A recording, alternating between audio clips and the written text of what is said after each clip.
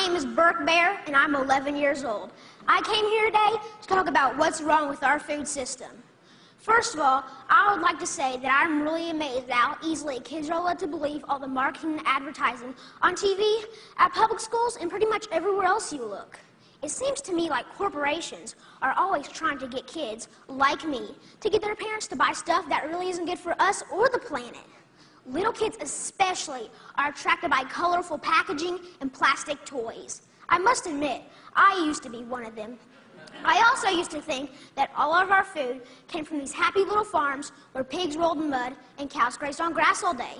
What I discovered was this is not true. I began to look into this stuff on the internet, in books, and in documentary films, in my travels with my family. I discovered the dark side of the industrialized food system.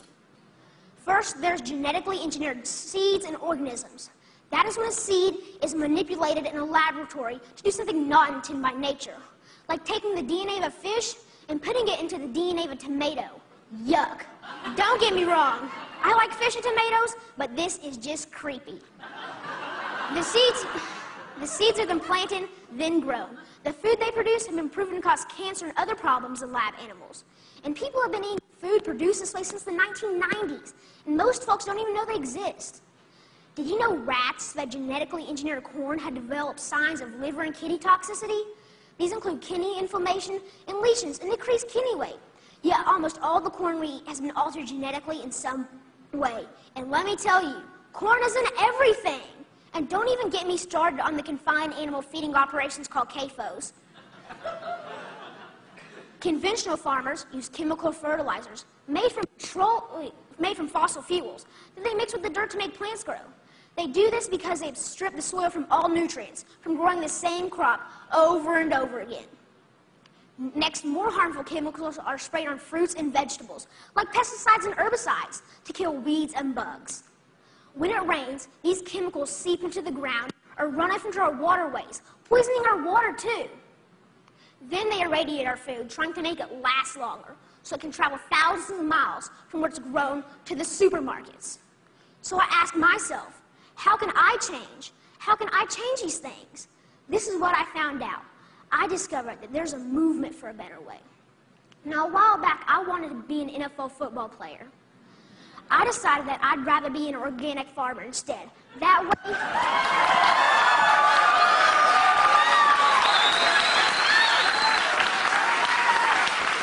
Thank you.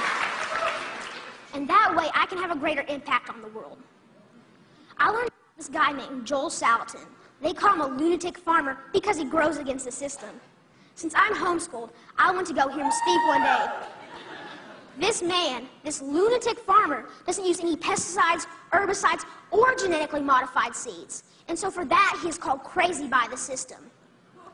I want you to know that we can all make a difference by making different choices, by buying our food directly from local farmers or neighbors who we know in real life. Some people say organic or local food is more expensive, but is it really? With all these things I've been learning about the food system, it seems to me that we can either pay the farmer or we can pay the hospital. I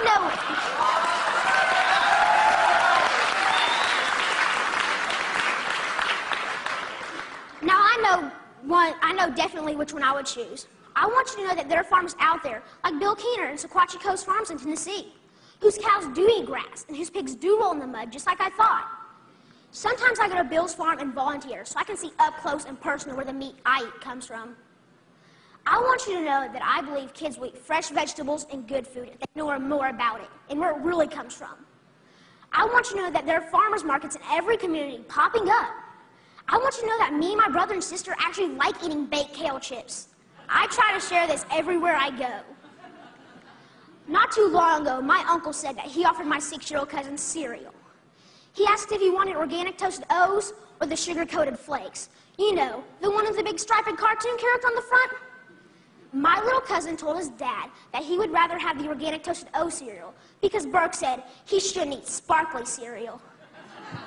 And that, my friends, is how we can make a difference, one kid at a time.